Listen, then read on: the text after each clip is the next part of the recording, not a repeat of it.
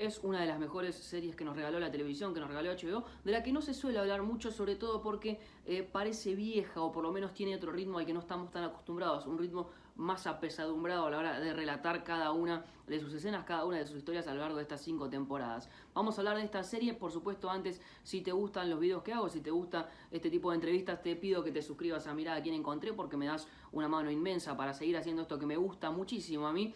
Pero por lo pronto nos metemos entonces con, para mí, una de las mejores series que nos ha regalado la televisión. Una serie que habla muchísimo de la sociedad, muchísimo de clases sociales, muchísimo de política y un poco también de periodismo. Hablé con uno de los protagonistas de esta serie que me contó un poco cómo fue trabajar en esta serie creada por David Simon, así que fíjate, mirá a quién encontré.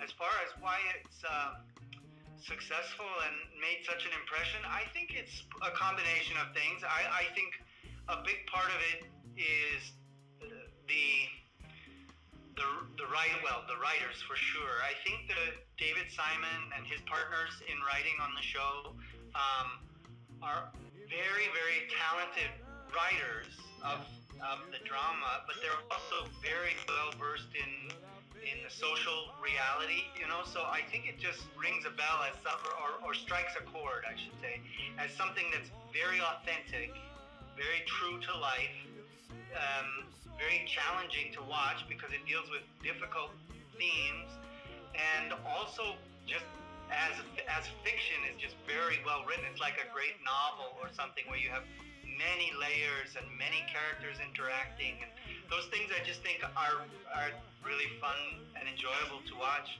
I think the very first time that you learn about Prez is the time that you hit that guy that lost his eye. That's the very time that you focus on this character. How was it? How intense was to prepare that scene? It was pretty intense. It also was one of the scenes that I prepared for my audition. Move, shitbird. I ain't doing nothing.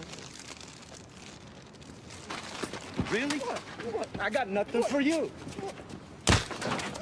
It was difficult because, I mean, it's so unpleasant and it's so true to life. I mean, there's so much, you know, violence and corruption among that's faced by kids on the street and people who live in housing projects and stuff like that from all sides. You know, they have difficulty with the police and with the, you know, gangs and stuff like that. So being sort of thrust into that mind frame as doing something horrible it's difficult. I mean, it's what we do as actors all the time, but it's about as bad as it gets. You know, physical violence, really hurting somebody who's smaller than you. You know, it's just disgusting. So it wasn't fun. Who are you gonna eye fuck now, huh? Are you serious? Go bleed on my car? Bleed on my car. Get your shit off my car. I think what got me through is I also auditioned for a scene from episode 5 where I'm sort of starting to be more productive in the office, you know, working on cracking the codes and listening to the wiretap and things like that. So I had the sense that my character was going to have some kind of an evolution and not just be a horrible, violent person. So that made it a little easier.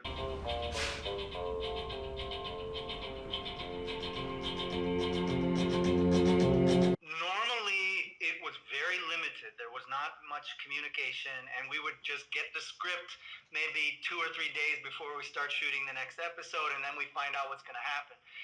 In that case, I had a little more of a preview because I had auditioned for that scene in my audition. So, but otherwise, we wouldn't get a script or find out what's happening in the story until just a few days before we started shooting it. There was a little bit more of a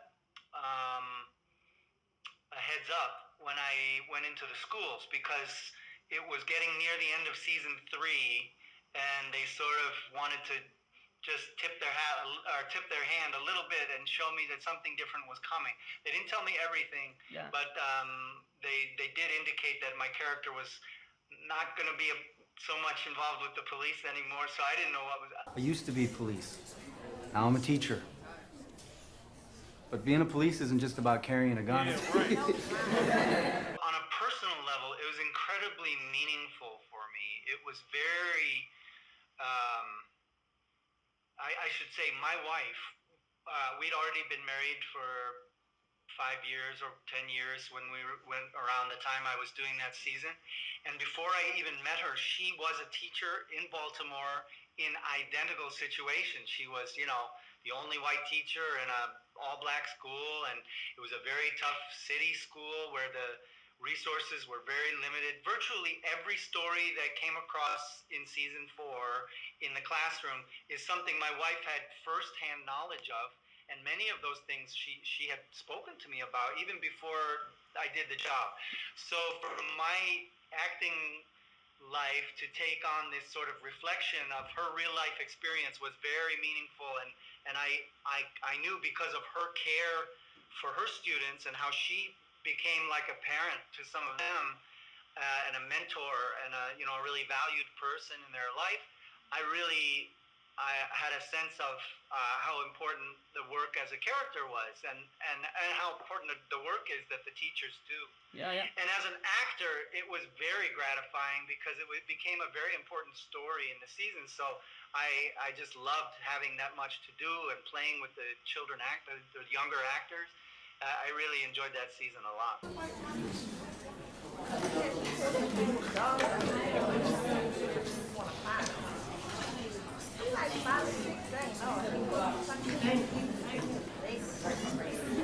Season 4 was very complete. I did a lot of work in season 4 in the school season.